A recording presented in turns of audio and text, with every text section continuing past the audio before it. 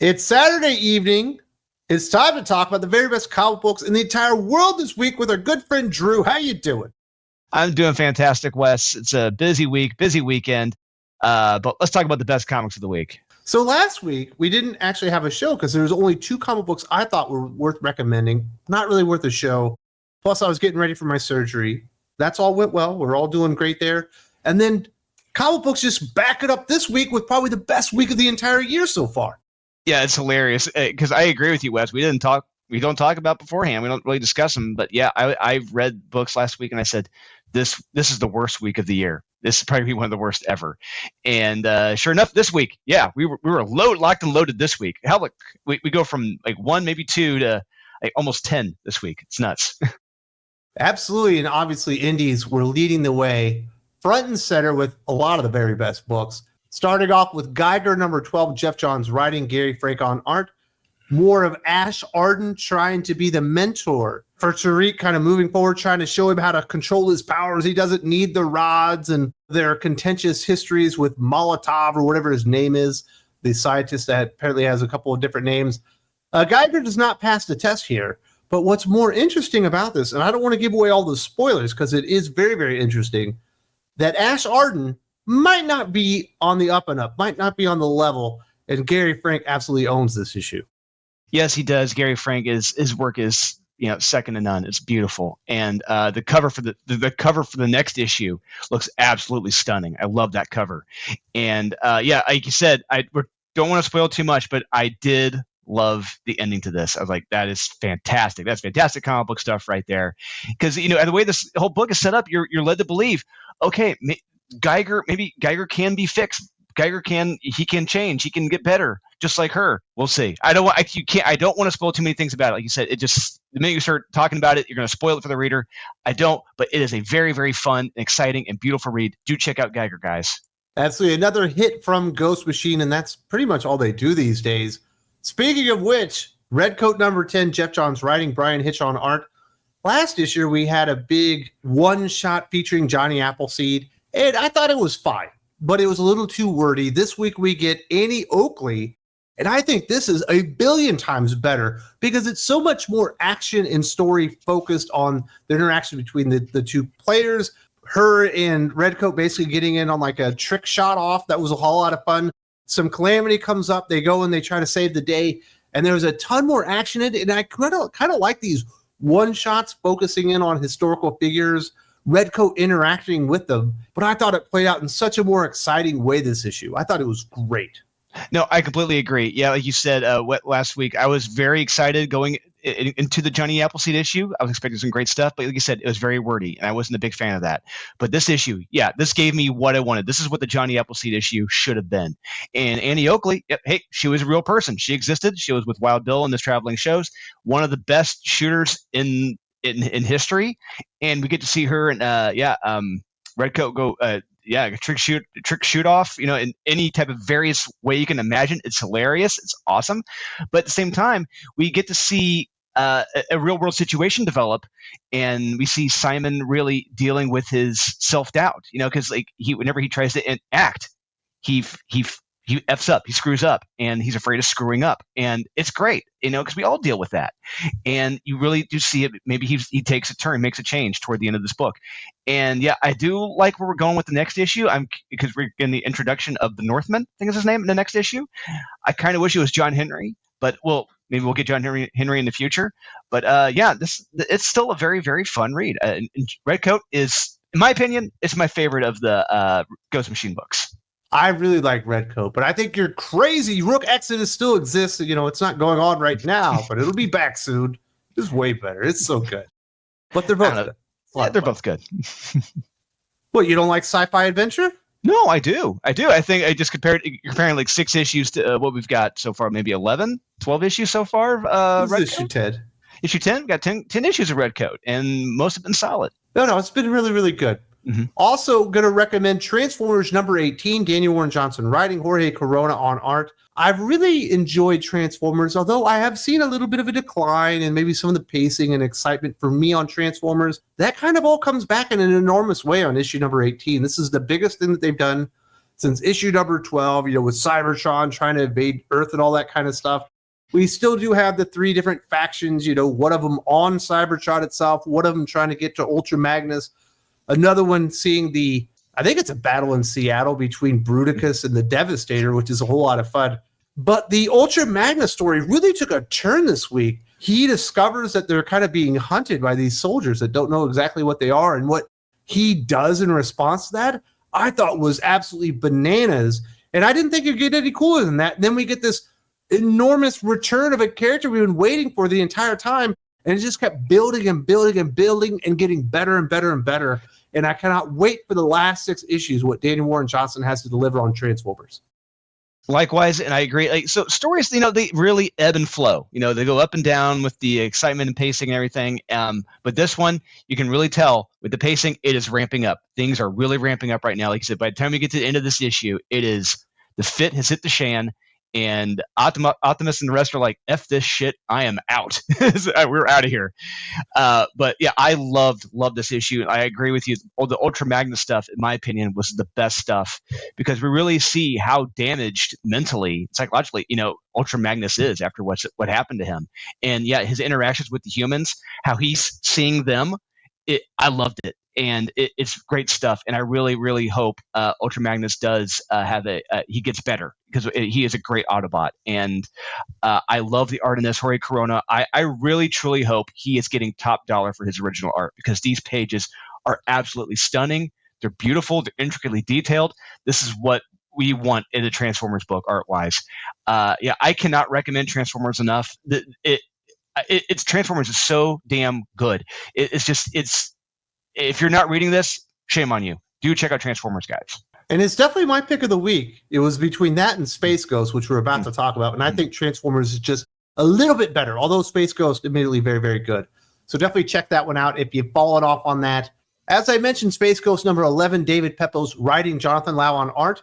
Last issue we got the Space Spectre, and we got the reveal that it was actually Jace from the future, and Space Ghost, knowing what his future is going to be and how bleak it's going to be, is starting to distance himself from Jason, Jane, and even Blip, to where there's a bit of a falling out in here at the worst possible time, because all of the ghosts, the Space Ghost past, have come back to basically join forces and attack him all at the exact same time. I was not expecting that kind of overwhelming force to come down upon him and basically putting him in such dire straits. And this was just another fantastic issue of Space Ghost, but I am absolutely in love with the character. I love the way that this played out. I completely agree. I love it too. I've been in love with Space Ghost since I watched the original Hanna-Barbera cartoons. And this has given me everything I wanted in a true action-centered Space Ghost comic book.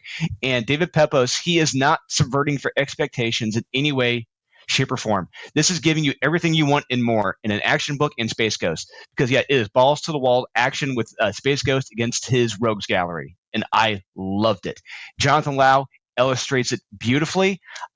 This guy is a future superstar. Pay attention to this name, guys. And what's also great about this issue as well is that, I'm not a parent, but I really read this as Space Ghost, more or less being a parent and being afraid of letting his kids go. They're leaving. They want to go to school. They want to leave. And he's like, no, you're not leaving me. No, you're staying here. He's afraid of being an empty nester. As imagine you're going to be someday, Wes. You don't want to be an empty nester, I imagine. Maybe. I don't know. But it's great stuff. And I love how this ends. It doesn't end the way you think it's going to. Things get worse. And I'm all in on Space Ghost still. It's been a fantastic series. I cannot wait till this is all collected. It's going to be a fantastic omnibus. It's a very, very good time if you're a fan of kind of old school, pulpy type of heroes. And Space Ghost is definitely at the forefront, but not far behind. And maybe even with it is Flash Gordon. We had issue number 7 this week. Jeremy Adams writing, Tom Jurenick on art. So we have Will Conrad not illustrating this issue. It's definitely apparent in the art. It's not quite as good as Flash Gordon has been for the first 6 issues, but it's still pretty darn good. And this is Flash Gordon being taken before the Outlaw King himself, the King of the Hawkmen, and finding out all the things that have happened and why people keep calling him the Planet Killer, and what happened to Dale and what's going on with her and all that stuff. And he's basically put before trial by combat. It's a very, very exciting issue. I wish Will Conrad had illustrated it, but I do understand that you do have to have fill-in artists from time to time. but another winner for Jeremy Adams and Flash Gordon. I agree. Yeah, it was disappointing not seeing Will Conrad's name on it, but Tom Derenick, he did a great job filling in. He did a superb job. And it wasn't. What's great about it is that it wasn't jarring. It's still in that same very similar style to Will Conrad. And yeah, there's some great action sequences in this, and the battle sequence between him and the head of the Hawkmen, the son of the leader of the Hawkmen. And we get some great callbacks to Flash when he was younger on the farm, breaking in horses and wanting to leave the farm, go to school, and go play football, and his dad's kind of hesitant about it. It's great stuff. And yeah, with what happened to a certain lady friend of Flash's, she moved on. She thought he died, and it looks like things haven't turned out too well, and for many people after he was believed to have died. I'm very curious to see where things go in the next run and the next issue. It's going to be fantastic. Flash Gordon, Space Ghost, Transformers. This is a great time to be reading indies, guys, and to be reading older IPs. These books are fantastic, and they're blowing Marvel and DC out of the water. They got nothing. Absolutely. This was a great week in indie comic books. I salute everybody out there for making these great comic books and definitely leading this to be the best week of the year thus far. But we also got some good stuff from Marvel and DC, starting out with Marvel. Hellhunters #4, Philip Kennedy Johnson writing, Adam Gorham on art. I think Adam Gorham is really making a name for himself on this series. I think it looks absolutely fantastic. We get the continuation of this battle between the Hellhunters themselves and this big blob of Nazi demon soldier things that have coalesced into this big blood clot or something like that. And I love it when the Soldier Supreme basically imbues all their weapons with magical powers. And finally we get to see Ghost Rider 44 driving a tank with frickin' Bucky Barnes. And this book is, it's very dark, but it's also a lot of fun. It's a lot of Nazi punching and all that kind of stuff, if that's your thing. But then you do realize that the stakes are very, very dire. And it looks like they probably lost, and they're going to have to get it together to be able to stop this army of undead Nazi demon things. What's great about this series, it really reminds me of like watching a 1980s trauma over-the-top horror film. And I love those films. I love it. And this book is absolutely crazy. It is over the top. The monsters are crazy and over the top. I love that stuff. If you love 80s horror, over-the-top movies, you'll love this. And yeah, I love what they're doing here. And now that I really got a good, firm feel for the vibe of this book. So I was really trying to feel like, where are they trying to go with this tonally? But I get it now. And I'm all in 100% with this. And yeah, I do love the end with this because our heroes, they get desperate and they need a little help from Zarathos himself. And I love the big reveal, and I love where things are going in the next issue. This series is just crazy. Crazy can't begin to describe this book. If you guys want to have a fun read that's crazy, over the top, horrific, it's just very pretty darkly funny, do check out Hellhunters, guys. It is a fun, wild ride. Yeah, the heroes are pretty over the top too, with Logan emerging from the giant demon blood clot thingy. It was so gross, but it was good. Yeah. Like, are you okay? He's like, why wouldn't I be? I don't know, man. You look pretty messed up to me. But that one was really good, and job well done for Phil Kennedy Johnson there. Over at DC Comics, going to recommend Aquaman #3, Jeremy Adams writing, John Timms on art. We get a lot of flashbacks on this issue as well. Some of the lessons that Aquaman, Arthur Curry, learned from his father, working at the lighthouse, and kind of learning some of the heroic nature and where it came from for Aquaman as he and Arian, and I can't remember the female character's name, but they're going out there. We get introduced. Finally, we see what Dagon really is, and he looks like an enormous threat. And he's ready to take Aquaman's body as his own vessel because he thinks it's going to help him, further taint the blue or whatever's going on here. And Jeremy Adams, just like he did with Flash and kind of like what he did with Green Lantern, starts with a pretty basic concept, and it's getting bigger and bigger and bigger. And it's become a whole lot of fun. I love the art by John Timms as well. Bullseye, I was getting ready to say that John Timms' art in this is absolutely beautiful. He is a fantastic artist, and it fits this story perfectly. I think it's the Lady of the Lake. It's from Arthurian legend, who's with Arian and Arthur as they're in this other realm, and we're really seeing the prophecy of Aquaman fulfilled. Like he is this dark god. Like maybe he is the reincarnation of Darkseid in this other realm. We don't know. We'll find out. But yeah, and Dagon looks amazing. and what he wants to use Aquaman for is pretty terrifying. And we get the return of a long lost Superman love in this book. I can't remember the last time we've seen her, and she shows up, but she may not be on the right side. It was Superman Year One. Yeah, Superman Year One. Yeah, how long? Yeah, that was what, 5 years ago, 6 years ago. Yeah, maybe? Yeah. Oof, that was a rough read.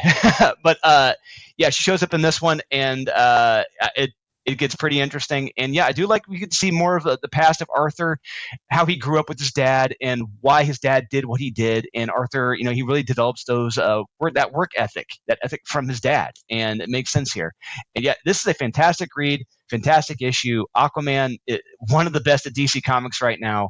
If you're not reading Aquaman, do get in on this, guys. It is an absolute wild ride and a lot of fun. Definitely the best Aquaman series that we've gotten since DC Rebirth. Yes. Really enjoyed that one with Dan Abnett. Before then, I guess it's Jeff Johns. Yeah. So it's good to have a really awesome Aquaman series again.